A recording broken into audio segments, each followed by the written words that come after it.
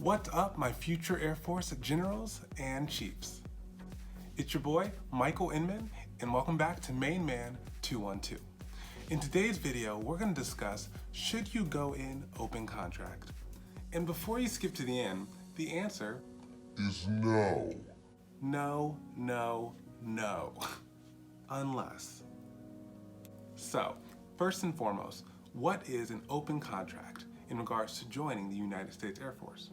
An open contract really encompasses three different terms. So you might have heard open contract, but also instead of open contract, people will say something like open general. I'm going in open general. I'm going in open contract. Or you may hear the term open aptitude. Now, all three of those terms are kind of thrown around, but the correct choice is open aptitude. There are two ways to join or enlist in the United States Air Force. Firstly is to have a guaranteed job. That means that your recruiter and you have created your list. As you know, you clearly know how to create your list because I made a video about it. If you haven't watched it, go do that. But it means you created your list of dream jobs, and then one of those jobs became available on the Air Force's side and you are matched with it. So when you are going to MEPS your second time and then shipping off to basic training, you know what job you have. The other type of way to join the Air Force is to have no guaranteed job. But here's what the Air Force does to take out some of the confusion or some of the ambiguity for what the next 4 to 6 years of your life may look like. Instead of it being open contract, it's really the choice of going in open aptitude. And to understand what open aptitude means, you have to go back to how the ASVAB was set up. If you remember, in my ASVAB video, the ASVAB test, even though there's multiple sections of the test in regards to types of questions you're being asked, the actual scores of the ASVAB, there's like 5 components. There's your main big ASVAB score, which gets you into the military. But then there's 4 breakout scores, which help you qualify for certain jobs in the Air Force. So there's general, administration, mechanical, and electrical. GAME is the acronym. After you take the ASVAB and you get a score that's good enough to get into the branch you want to, then you can look at your individual scores that make up the acronym GAME and see which jobs you qualify for.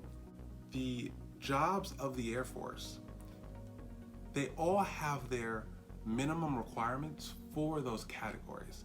And so what that means is, to be an Air Force mechanic, let's say you scored really high in the administrative category, or let's say you still got, let's say, a 62 on the ASVAB, but in the mechanical subcategory of the test, you scored like a 2 out of 100. See why they may not want you to have that job or to try to learn that job, even though you did very well comparatively to other people, other peers, other people taking the ASVAB on average. But in the category of mechanics, you may not be the best to take on that role. So all of the jobs in the Air Force have their minimum sub-scores that you need across general, administrative, mechanical, and or electrical. Open aptitude says we're going to give you a job somewhere in one of those 4 categories. When people say they're going in open contract, it means open aptitude. And what that means is, are you going in as an open general, open administrative, open mechanical, or an open electrical? Because that's the Air Force pretty much leaning in and saying, we aren't able to promise you a job, or we're not promising you which job you're going to have, because you're choosing to kind of use this more flexible way to get into the Air Force, hopefully a little quicker. That's usually the trade-off. So if you go in open general, you'll have one of the jobs that is in demand and is within the general category of jobs for the Air Force. Again, so it's important to remember, when you take your ASVAB and you get your scores back, don't only look at your qualification test score, which is the big this is what I got on the ASVAB. Also look at your subscores in the general, administrative, mechanical, and engineering categories so you know what your numbers are to see if you qualify for the jobs you want in those areas. Now that we know what the heck we're talking about, should you go in Open Aptitude or Open Contract or really Open Mechanical, Open General, Open Administrative, or Open Electric? Should you go in with any of those? The answer is no, you really shouldn't. At the end of the day, you want to know what the next 4 to 6 years of your life is gonna look like. I'm calling upon you not to mess around with your time. Meaning, if we're talking about a 4 to 6 year commitment, it's upon you to say, what is that gonna look like? What am I signing away? And how can I get as many details about that next 4 to 6 year commitment as I can? Because I know my time is valuable. And that's the part that I need you to take away. Your time is valuable. And so when you haphazardly just kind of sign something saying, yeah, just give me any job, sure, whatever, I don't care that much, just to save you maybe 8 months, that's 6 years, or 4 years, sorry. That's 4 years that you just signed away where you may get a job you detest for an 8-month bump in when you got to leave for the Air Force. See how you were going to leave for the Air Force regardless, but because you got 8 months, you then may, I hope this 8-month jump was worth it, you now may have 4 years of suckiness. And will it be a job that will be easily transferable to you to the civilian world if you decide to leave after your first contract? Because wonder if you get a job because you went in open contract that you totally hate and it doesn't even translate well into what you would want to be doing after the military. Because we don't know if you're going to stay in, become a chief, become a general in the Air Force, or after your first contract, you're gonna say, you know what, this wasn't for me. I think I'm gonna go. I think I'm gonna do college. I think I'm going to do, higher level college. I think I'm going to work in corporate America, work at a nonprofit. You don't know. You have no idea. Time is a mystery.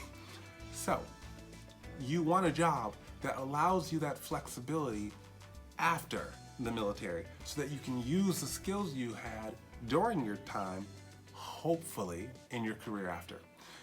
If it's a total non-match and you do an entire contract with a job that you don't want to do anything like it in the civilian world, we will talk about that in the future. Don't worry. Let me log that down now so I don't forget you want to talk about it.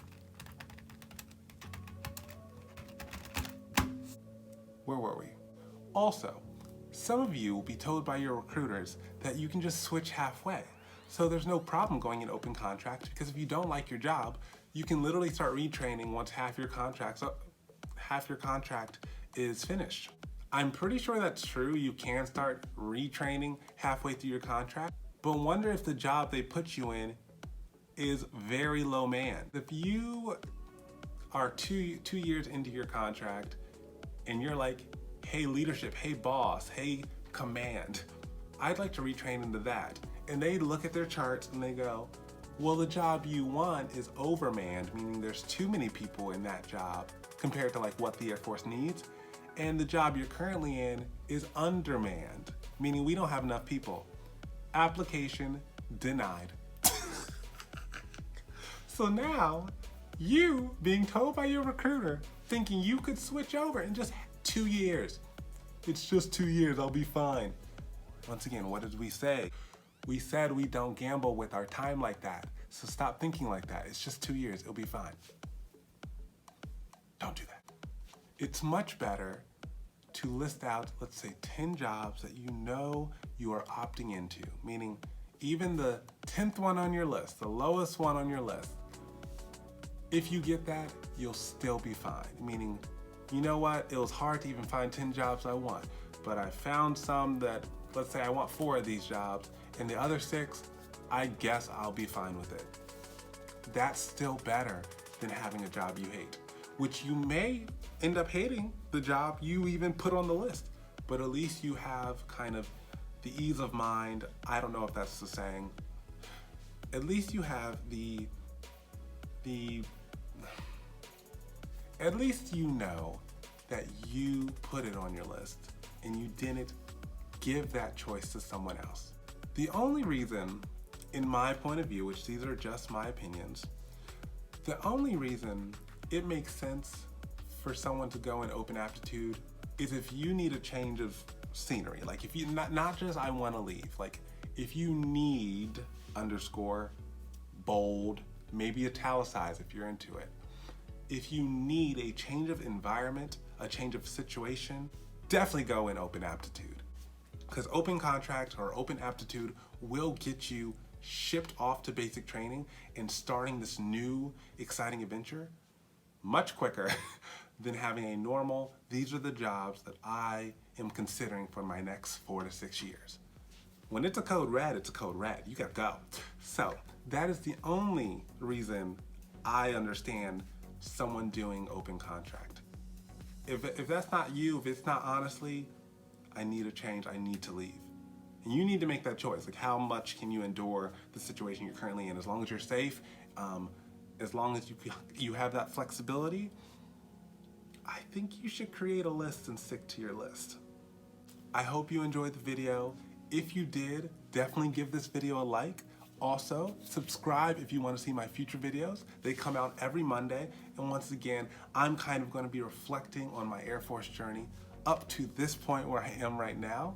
I've been in about, I guess I'm getting close to 2 years. And so we're gonna just kind of go down memory lane about what things I experienced, what are the crazy stories I've had in the Air Force, and also what bits of advice I have for you before you start your own journey.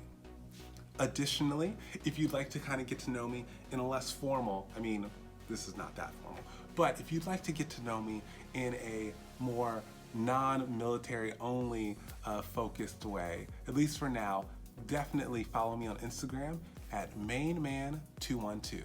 That is MAIN, 212.